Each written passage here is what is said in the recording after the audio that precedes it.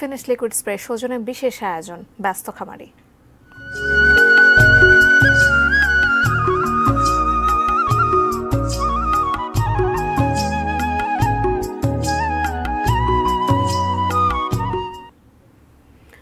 কোরবানির হাটে দেশীয় গরু হিসেবে কুষ্টিয়ার গরুর বিশেষ চাহিদা রয়েছে।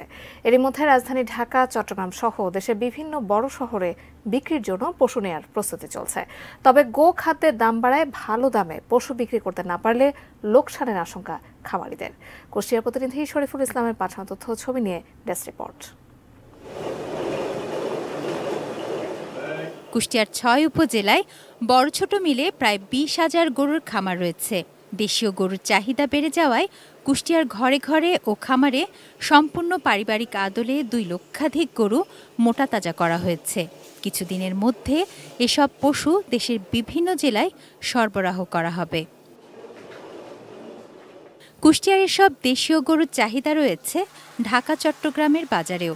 একটু সচ্ছলতার স্বপ্ন নিয়ে বাড়ির প্রায় সকল সদস্যই গরু লালন পালনের সাথে যুক্ত থাকে।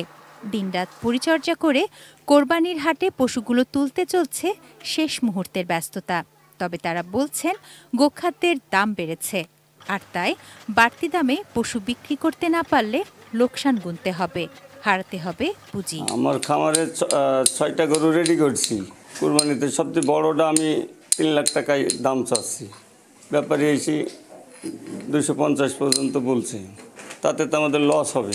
যে খড় ভুসির যে দাম। এই ৬ মাস গরুগুলো পালন করলাম, আশা করছি যে ১১ থেকে ১১.৫ লক্ষ টাকা যদি বিক্রি করতে পারি, হয়তো ১.৫ লক্ষ টাকা আমার এই ৫-৬ মাসে লাভের একটা অংশ থাকে। কোনো ক্ষতিকর ও ভেজাল খাদ্য ছাড়া দেশীয় খাবার খাইয়ে গরু মোটা তাজা করার পরামর্শ দেয়া হচ্ছে খামারিদের। এখানে কোনো ধরনের ভেজাল কোনো খাবার খাওয়ানো হয় নাই। আমরা আশা করি এবারে যারা কষ্ট করে খামারিরা কোরবানির জন্য তাদের গবাদি পশু প্রস্তুত করেছে, তারা ন্যায্য মূল্য পাবে। Tunajina Tanu, desk report, A T N news.